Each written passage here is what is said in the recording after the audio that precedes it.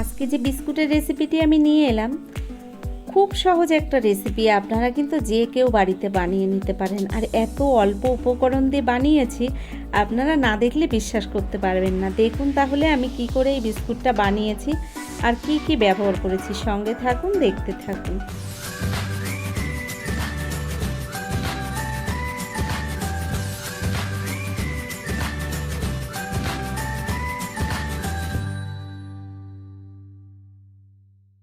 আজকের বিস্কুটগুলো আমি কিন্তু আটা দিয়েই তৈরি করব।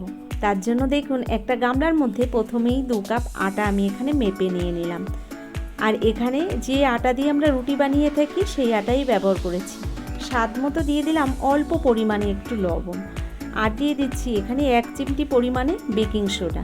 এখানে কিন্তু বেকিং পাউডার আমি ব্যবহার করিনি, বেকিং সোডা ব্যবহার করেছি। দিয়ে দিলাম এখানে আমি 2 চামচ পরিমাণে গুঁড়ো দুধটা দেওয়ার পরে হাত দিয়ে দেখুন সব উপকরণগুলো আমি ভালো করে মিশিয়ে নিচ্ছি। তো এভাবে ভালো করে মিশিয়ে নেওয়ার পরে এর মধ্যে আমি দিয়ে দেব সাদা তেল। আপনারা কিন্তু এখানে ঘিও ব্যবহার করতে পারেন। আমি এখানে 4 চামচ সাদা তেল দিয়েছি। দেখুন তেলটা এক এক করে আমি এই আটার মধ্যে দিয়ে দিলাম। নমস্কার বন্ধুরা, আশা করছি হয়তো সকলেই ভালো আছেন। টিয়ার রান্নাঘর থেকে আমি তন্দ্রা আজ নিয়ে এলাম আটার বিস্কুটের একটা রেসিপি। এত সহজভাবে হয়তো আপনারা এর আগে কখনো দেখেননি এই বিস্কুটের রেসিপি। খুব অল্প উপকরণ দিয়ে সহজ পদ্ধতিতে আপনাদের তৈরি করে দেখাবো বিস্কুট। দেখুন আমি তেলটা দেওয়ার পরে কিন্তু হাতে ভালো করে এই আটাটাকে মেখে নিয়েছি, মানে ময়ামটাকে আমি এভাবেই হাত দিয়ে মেখে নিয়েছি। তো বন্ধুরা এখানে দেখুন আমি বেশ ভালো করেই কিন্তু এই ময়ামটাকে মেখে নিচ্ছি। এই আটার মধ্যে কোনো রকম দলা পাকিয়ে থাকলে কিন্তু বিস্কুটটা ভালো হবে না। তো তার জন্য ভালো করে এই ময়ামটাকে হাত দিয়ে এভাবেই মেখে নিতে হবে।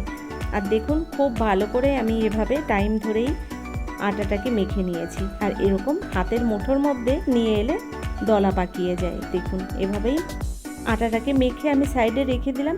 এখানে 100 গ্রাম পরিমাণে চিনি নিয়েছি একটা বাটির মধ্যে। তার মধ্যে দিয়ে দিলাম ফ্রিজের ঠান্ডা জল। আর এই ঠান্ডা জলটা দেওয়ার পরে একটা চামচ দিয়ে দেখুন ভালো করে চিনির সঙ্গে জলটাকে মিশিয়ে নিচ্ছি। তো এভাবে একটু মিশিয়ে নেওয়ার পরে এখানে 5 চামচ পরিমাণে সাদা তেল আমি আন্দাজ করে দিয়ে দিলাম। তো আমরা তো সকলেই জানি তেলে জলে কখনোই একসঙ্গে মেশে না। দেখুন চামচ দিয়ে যথাসাধ্য আমি চেষ্টা করছি তেলে জলে একসঙ্গে মেশানোর। তো বাটিটা একটু ছোট হয়ে গেছে, আমি একটা বড় সাইজের বাটির মধ্যে এই চিনি তেল জলটাকে মিশিয়ে নিলাম। একটা চামচ দিয়ে দেখুন বেশ ভালো করে এভাবে ফেটিয়ে নিচ্ছি। চিনিটাকে ভালো করে গলিয়ে নিতে হবে। তো দেখুন এভাবে কিছুক্ষণ টাইম ধরে মিশিয়ে নেওয়ার পরে এখানে 1/2 চামচ পরিমাণে জিরে নিয়েছি, গোটা জিরে। একটু হাতে ঘষে জিরেটা দিয়ে দিলাম এই জলের মধ্যে।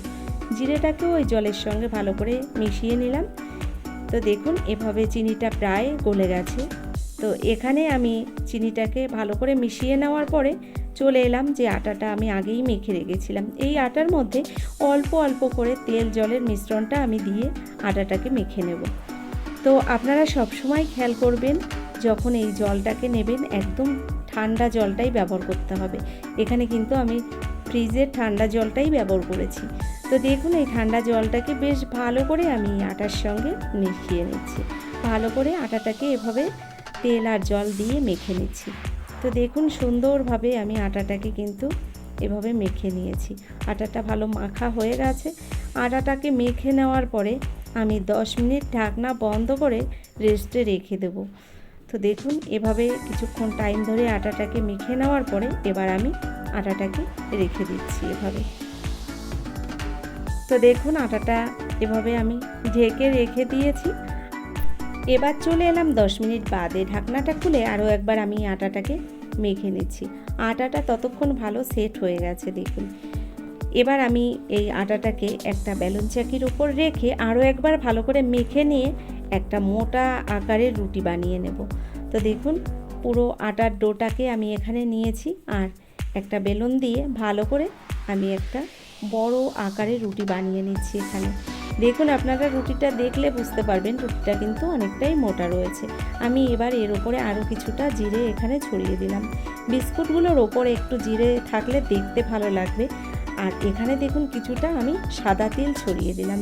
জিরে আর সাদা তেলটাকে এভাবে আমি এই রুটিটার উপরে ভালো করে ছড়িয়ে দিয়েছি। আরও একবার রুটিটাকে আমি এভাবে বেলে নিচ্ছি। আর আপনারা দেখুন বেশ মোটা রয়েছে কিন্তু রুটিটা, খুব পাতলাও নয় আর খুব মোটাও নয়। তো এখানে দেখুন আমার কাছে যেহেতু বিস্কুট কাটার কোনো কিছু নেই, আমি এখানে কিন্তু একটা ঢাকনা দিয়েই বিস্কুটের শেপটাকে দিয়ে দিচ্ছি। তো একটা কৌটার ঢাকনা দিয়ে এভাবেই আমি বিস্কুটগুলো বানিয়ে নিচ্ছি। আর এগুলো কিন্তু একদম বিস্কুটের সাইজেই রয়েছে এই ঢাকনাটা।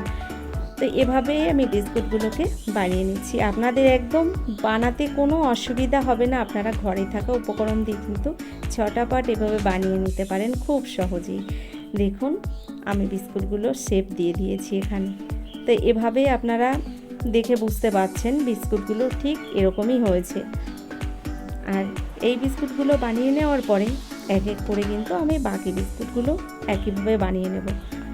তো দেখুন এগুলো আমি নামিয়ে রাখার পরে বাকি বিস্কুটগুলো একইভাবে আমি এখানে শেপটা দিয়ে নিলাম।